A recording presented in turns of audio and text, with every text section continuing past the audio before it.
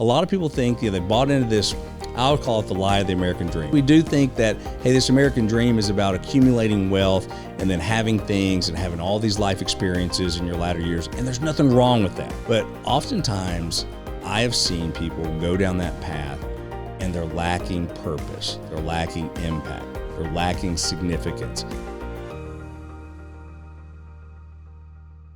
Hey, welcome to the Guidelight Podcast. I'm Trent, your host, and today we're going to be talking about life after exit and why selling your business doesn't always bring peace.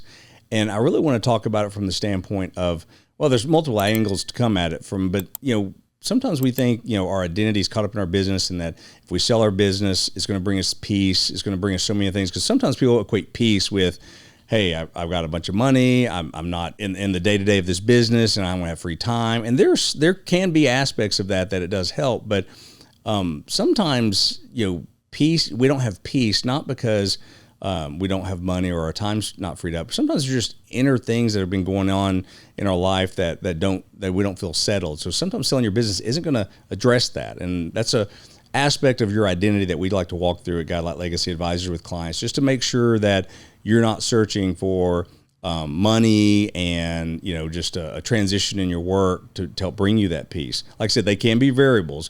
Like my own experience, for example, when we sold our business, it was, there's a lot of money there, and there was all these aspects of, me potentially having more time and this and that. And the reality is I kind of walked through some of that. God really showed me that, Jason, it's not about the money. He actually had me do a 180-degree pivot with those resources that I thought were going to be for A, B, and C in that American dream lifestyle of having things, and really just kind of did a 180 with all that, and just kind of really listened to him of what he wanted me to do with it. It wasn't about us. And as far as work, I actually started working more, I think, than I did before I sold the business. But I got recentered on things. And so be careful. That's just one thing when people are looking to sell and thinking they're going to get peace from this liquidity event. That's not always the case. All right. So another aspect of seeking peace in these things, we call it the Monday morning after the wire hits. It's a pretty significant event whenever you go from your bank account being what has typically been the last decade to sometimes it being 10x or whatever that number is for you. It can be overwhelming, and there's a lot that goes into preparing yourself for that, because I've seen it go wrong, and we want to make sure that shock of being a steward. We talk about being a steward at Guidelight a lot, and one of those things is we're a steward of those resources, and so you want to make sure you're prepared. You want to make sure you've kind of walked through what that looks like, especially if you're married, you have a family. That should be a conversation that happens way before that Monday morning, and that has been thought through. You've gotten wisdom and advice, and you don't do something crazy like I almost did and bought a house in the Keys. That would not have been good for me, but I'll confess, I came close and almost did that.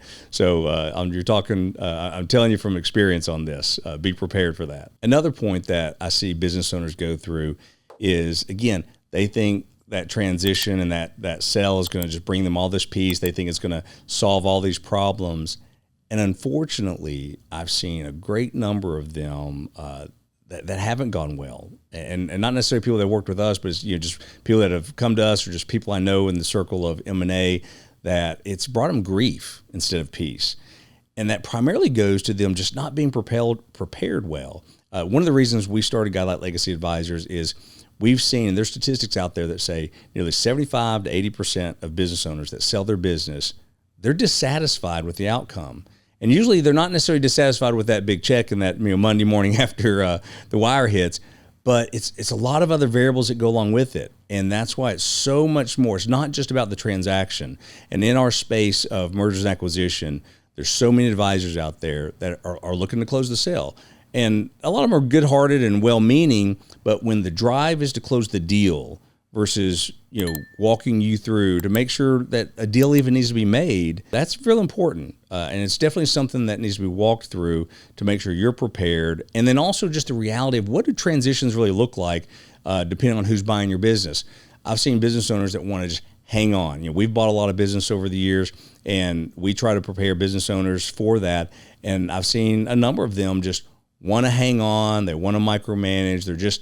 They can't let go. They haven't surrendered that, and they haven't walked through that process. So that can bring a lot of grief as well. So there's a lot of aspects, a lot of variables that go into preparing yourself for that. And, that's why, again, it's important to get some help on that. So the last point, just kind of wrap this up, is I really want to bring in where I've seen, both personally in my life as well as the lives of others, of where God really invites you into this new chapter of what it looks like after selling, and just even preparing you for things. Because a lot of people think, they bought into this, I would call it the lie of the American dream. Now, don't bash me for that. We all love America. But sometimes we do think that, hey, this American dream is about accumulating wealth and then having things and having all these life experiences in your latter years. And there's nothing wrong with that.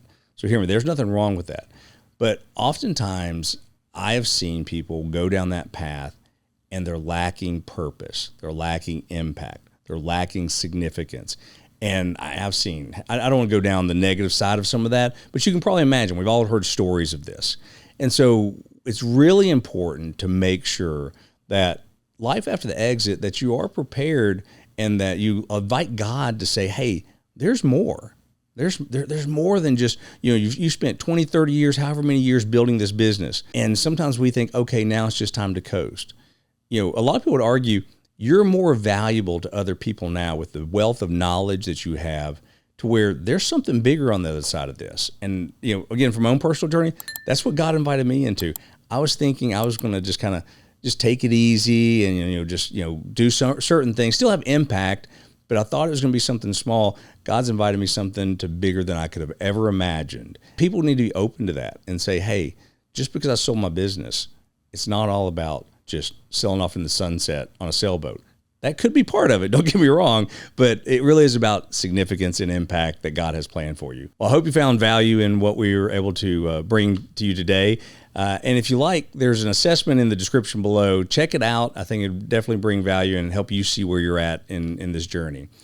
Thank you again for being here. Click like, subscribe on YouTube, Apple, Spotify, wherever you're at, and we'll see you in the next episode.